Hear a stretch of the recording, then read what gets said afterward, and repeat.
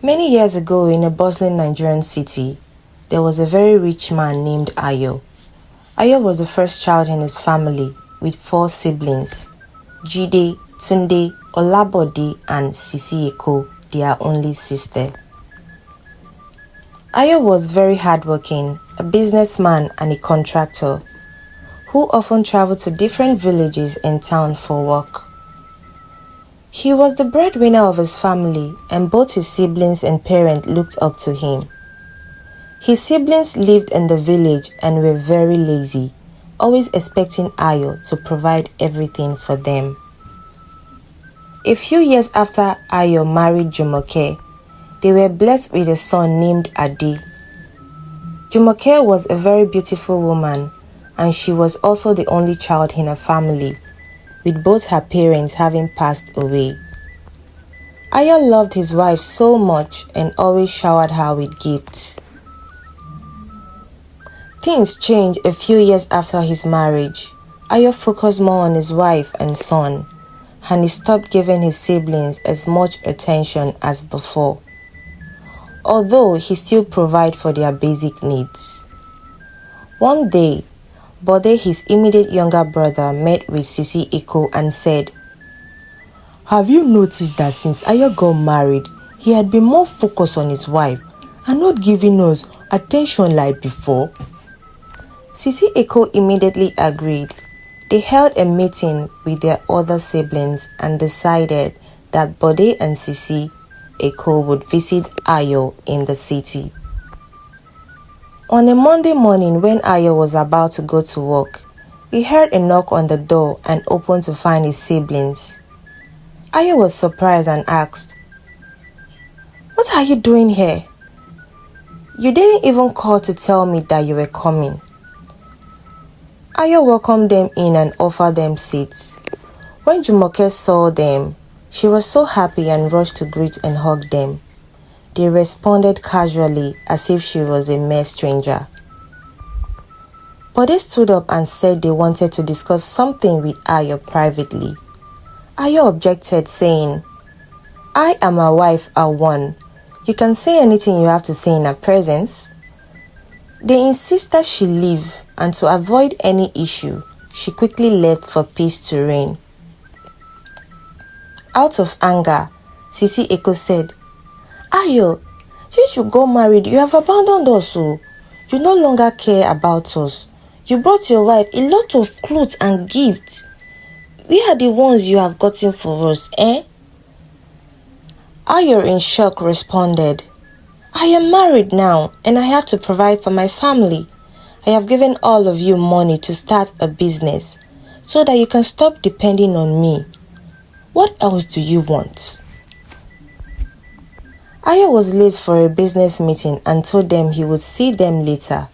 As soon as Ayo left, Sisi Eko said, "I knew it though, I knew it. This wicked woman has made our brother turn his back on us." They left the house and traveled back to the village to tell their other siblings what had happened. Jumoke felt very bad because of what they had said. She immediately went to the store, brought many gifts and sent them to her husband's siblings to show that she loved and cared for them. A few weeks passed and Ayo was supposed to travel to a community where he had just gotten a contract to construct a big mall. On his way, a drunk truck driver lost control and ran into Ayo's car. People quickly gathered, trying to rescue him. They rushed him to a nearby hospital and the doctor assessed him. By the glory of God, he was still alive. People around were so happy and took his phone to call his wife and siblings. When Jumoke arrived and saw her husband in a terrible condition, she wept and prayed to God for healing. Ayo laid unconscious for weeks. During this period, his siblings moved into his house, trying to take all his properties, assuming he would not make it. With all that had happened and still happening, Jumoke didn't want to bother her sick husband with it. She felt she had everything under control. One fateful day, when she got home from the hospital, she found Sisi Eko having a party in their living room. This was filled with people. The smell of alcohol was everywhere, and the music was so loud it could bring down the roof. Sisi Eko, what is happening here? Jumoke asked in a shocked tone. Off the music. I want everybody to leave my house this instant. She immediately asked everyone to leave. Why will you do that? Why will you do that, eh? Remember, this is my brother's house, so Sisi Eko shouted. Your brother is fighting for his life in the hospital, and this is what you can do? Party? Tell me, when was the last time you went to see him at the hospital? Sisi Eko hissed and walked out on her. A few weeks passed and Ayo stopped responding to treatment. His wife and son were always by his side. One day, Jumoke left for home to bring food and some necessary things for her husband. When she returned, a nurse told her the doctor wanted to see her in his office. She hesitated but went to see the doctor. In the office, the doctor asked her to sit. Mrs. Ade, I'm sorry to tell you this. But we lost your husband, he said. He suddenly went into coma, and when we did everything we could do to save him, but nothing could be done. Before he could finish, Jumoke collapsed. Jumoke was revived and went home, wondering about her future and that of her son. She was now alone in this wicked world with their only child. Ayo's siblings didn't make things any easier for her. They maltreated her and her son, turning them into slaves in her own husband's house. They sold everything belonging to her husband, leaving just the house over their heads. With all her husband's accounts frozen and all their businesses taken away, she could barely afford her son's school fees. Ade, don't worry, okay? Give me some time. I will work and I'll pay your fees. You must go to school, Jumoke said, hugging her son. Jumoke now had to go out every day to do odd jobs, from laborer to cleaning rich people's houses and offices, all to get money to sustain and cater for her son and see that he gets back to school. One evening, Jumoke came home only to find her son shivering and complaining of headache. She cried out of fear and rushed him to the hospital. The doctor said Ade had a tumor in his brain and needed surgery, which would cost 10 million naira. 10 million naira? Where am I going to get that kind of money? Jumoke cried. I'm sorry, madam, but we need the payment before we can proceed. The doctor said, Please, he's the only one I have in this world. Help me, doctor. I will go now and start looking for the money. Please, start the treatment. Jumoke pleaded. Madam, I advise you to go and start looking for the money before it's too late. The doctor replied. Jumoke ran home to gather all the money she had saved, but it was even enough. It wasn't even close to 10 million. God, have mercy on me. Don't let my son die, she prayed. She ran to some of her late husband's friends, but they turned her down, saying things were hard. Some sympathized with her and gave what they had, but it still wasn't enough. Jumoke went back to the hospital to beg the doctor to accept what she had and start the treatment while she looked for the rest. Sorry, but we can't do that, ma'am, said the doctor. Jumoke had no other choice but to run to her husband's siblings. She explained the situation and that Ade was dying and needed urgent surgery. They chased her out, accusing her of eating all their late brother's money. "We have no help to give to you. Leave this place at once," shouted Tunde. Jumoke left their house in tears before she got to the hospital. Ade had died. "No, no, no! Where is my son?"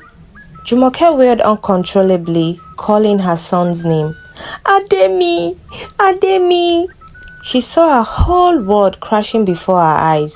All that was left was absolute void and darkness as she fainted. When the news of Ade's death reached his father's siblings, they blamed Jumoke. "I knew that woman was a witch, just like she bewitched our brother into marrying her," said Sisieko.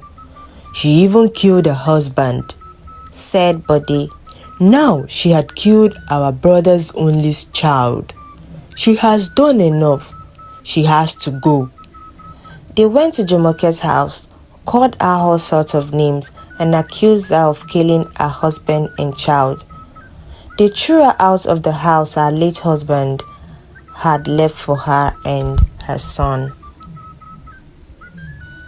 With nowhere to go, Jumoke started sleeping in uncompleted buildings, working as laborer during the day. One day, while working at a site, she fell carrying a heavy load. "Madam, this is the second time you're wasting our cement. We will deduct it from your salary," yelled the ugly-looking man in charge of the site. As he was yelling, a car drove in and a man stepped out. Dressed in nice clothes, he looked very rich. "Welcome, sir," the site manager greeted. The man was the owner of the site. "Why are you embarrassing this woman? What happened?" he asked. "She just kept falling and was wasting our cement, sir," the manager replied. The good-looking man asked the site manager to get back to work and never shout at his worker again. Turning to Jumoke, he helped her up and asked if she was hot. "Not really, just a little bruises. I'll be fine. Thank you, sir," Jumoke answered. "It can get infected. You're my worker, and I am responsible for what happened to you on the site. So I insist on taking you to the hospital. My hospital is just a few roads down." On their way to the hospital, he asked why she was doing such hard labor. Jumoke told him she had no choice and needed it to stay alive. The man later found out about the tragedy that had befallen her, that she slept in uncompleted buildings and had nowhere else to go. At the hospital, Jumoke learned the man's name is James, and he owned the hospital. He was a medical doctor with several business ventures. "You should come stay at my place. I live alone, and it gets really lonely sometimes. Please don't say no," James pleaded. Jumoke agreed on the condition that she could work as his cleaner. James reluctantly agreed, knowing it was the only way to help her. Months passed, and Jumoke was still living with Dr. James. Life had become much easier for her. James didn't let her do any work because he had staff to handle the chores. He made sure she lacked nothing, took her shopping, and surprised her with gifts. He even helped her set up a small business. One evening, as they sat on the veranda, James turned to her and said, "Jumoke, you're an amazing woman. Despite everything you've been through, you remain strong. I have grown to admire and care deeply for you. Please, will you marry me?" Jumoke was taken aback. She had not expected this, but she knew deep down that she had developed feelings for him too. With tears in her eyes, she nodded. "Yes, James, I will marry you." Meanwhile, Ayo's siblings were paying for their sins. They had squandered all the money they took from Jumoke and even sold the house Ayo had left behind. They were left with nothing and were struggling to survive. Desperate and remorseful, they decided to seek out Jumoke and beg for her forgiveness. After much searching, they finally located her address. To err is human and to forgive is divine. I forgive you a long time ago, Jumoke said, looking at their worn-out faces. James made sure these wicked people never saw nor had any access to his loving wife ever again. Jumoke and James were blessed with 3 lovely children. But one day, something unexpected happened. Jumoke received a letter from a lawyer.